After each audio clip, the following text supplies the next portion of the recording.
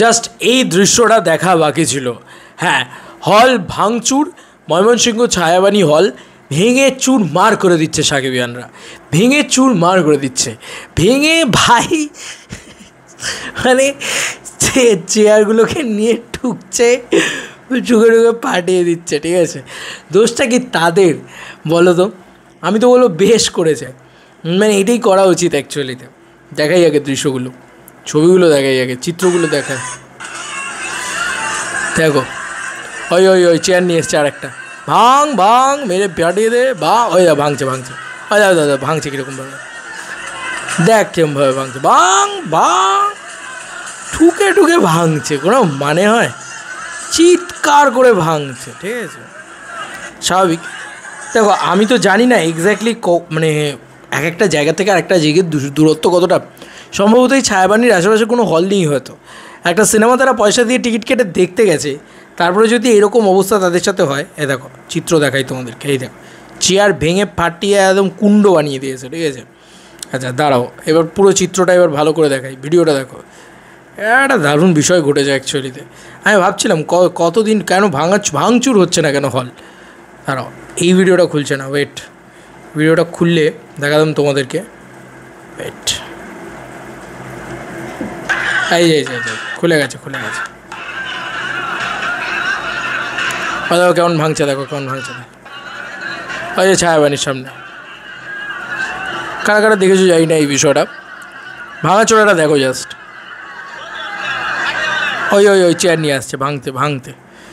এবার কেন ভাঙছে সেটা কি বুঝতে পারছো? এইখানে চিত্র দেখো, এই দেখো ভেঙে ফাটিয়ে দিচ্ছে, দাদা ওই দাদা কেন করছে এটা? এই যে এত লোক হলের ভিতরে ঢুকে মারামারি করছে, শুধুই কি একটা ভায়োলেন্স ক্রিয়েট করার জন্যে? বাস্তব জীবনে কেউ শুধু ভায়োলেন্স ক্রিয়েট করে বলে তো আমার ধারণা নেই। এরকম অবস্থা প্রত্যেকটা জায়গায়, এত লোক ছায়াবাণীতে, তাদের ক্ষোভে ফেটে পড়াটা কি উচিত? মানে এটা কি সত্যি না? তালা ফালা ভাঙচুর করেছে, পোস্টার ছিঁড়ে ফাটিয়ে দিয়েছে, কেন করবে না? লেখা হয়েছে ময়মনসিংহ ছায়াবাণী সিনেমা হল ভাঙচুর, ছবি বিরতির পর তাণ্ডব চলাকালীন হঠাৎ করে ছবি বন্ধ হয়ে যায়। তারপর হল কর্তৃপক্ষ জানায় 5 মিনিট সময় লাগবে সমস্যার সমাধান করতে, কিন্তু 20 মিনিট হওয়ার পরও কোনো কিছু ঠিক হয়নি।